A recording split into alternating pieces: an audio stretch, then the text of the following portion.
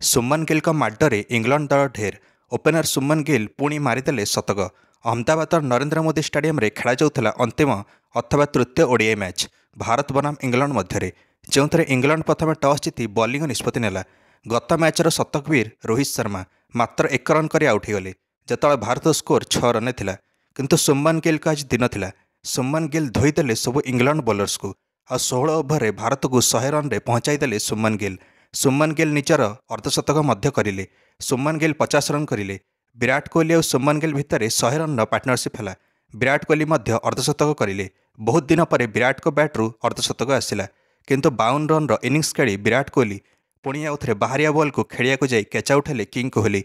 किंतु कोहली गला पर सुमन गिल मिसिकले श्रेयस अय्यर सहित आ पुणी आउ थे 100 रन पार्टनरशिप लगेले। एवं सुमन गिल शतक लगेदेले। यह सुमन गिल सप्तम ओडीआई शतक थिला। भारत स्कोर 222 रन थिला जतବେଳେ सुमन गिल शतक लगे सारी।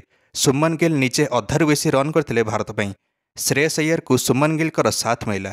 श्रेयस अय्यर भी 50 रन करें। सुमन गिल 34 ओवर आउट गले। सुमन गिल 34 ओवर पर्यंत बैटिंग करें तापर आउट हेले। सुमन गिल 112 रन इनिंग्स खेलिले मात्र 102 बॉल रे। जो इनिंग्स रे 14 चौका 3टा छक्का सामिल अच्छी।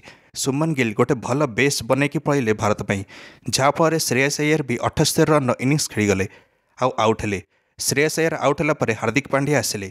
से मध्य बेसी डेरी नक आदिल रशीद को 2टा छक्का मारिदेले गोटे ओवर रे मात्र 70 रन करके हार्दिक पांड्या आउट होगले। स्कोर थिला भारतर 299 रे 5 विकेट। केएल राहुल और अक्षर पटेल मिसिकी भारत स्कोर को 300 रन पार करें। अक्षर पटेल 13 रन इनिंग्स खेली आउट हेले। केएल राहुल भी 29 बॉल 40 रन इनिंग्स खेलिकी आउट हेले। जे आसुता खाली मारिकी जाऊँ। केएल राहुल आउट होगापर भारत स्कोर 333 रन थिला आउ बाकी 23 रन जोड़ीदेले हर्षित राणा वाशिंगटन सुंदर मिसिकी। भारत दल 356 रन ऑल आउट है निर्धारित 50 ओवर। एवं इंग्लैंड आगे टार्गेट थिला 357 रन किंतु इंग्लैंड 2 ओपेनर आसिकी 6 ओवर 60 रन करदे। बेन डकेट और फिल सल्ट ए 2 ओपेनर जदि रही जाते इंग्लैंड दल 40 ओवर चेस कर नियंता टार्गेट जमती माड मारुले ये 2 जन। किंतु अर्शदीप सिंह आसिकी ये 2 जनकर अहंकार और जोड़ी भांगिले।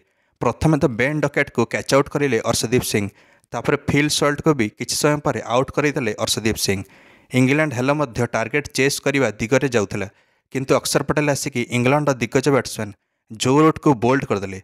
तापर तो भारतीय बॉलर्स माने पूरा हावी हो पड़े। एमती बॉलिंग करें जे इंग्लैंड दल 175 रन निजर 7 विकेट हर बसला। एवं बैट्समैन कहीं नथिले इंग्लैंड पर।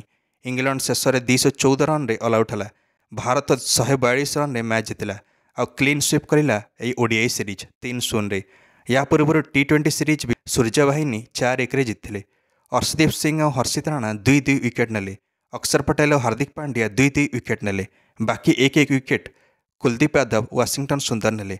सुमन गिल बनीगले प्लेयर ऑफ द मैच ता सहित प्लेयर ऑफ द सीरीज भी। गत 3टा इनिंग्स 259 रन कर सुमन गिल जो 2टा अर्धशतक और शेष मैच रे शतक लगेले। पूरा फॉर्म रे पड़े आछन सुमन गिल। या चैंपियंस ट्रॉफी पूर्व भल खबर किंग कोहली कथा हो कि रोहित शर्मा कि सुमन गिल कि केएल राहुल कि श्रेयस अय्यर आ बॉलर्स माने भी फॉर्म रे अछंती। लागू जमिति भारत जीति जाई पारे चैंपियंस ट्रॉफी। आपण माने मध्य निज मंतव्य कमेंट दे वीडियो को लाइक और चैनल को सब्सक्राइब करदेवे। समस्त क्रिकेट अपडेट्स धन्यवाद।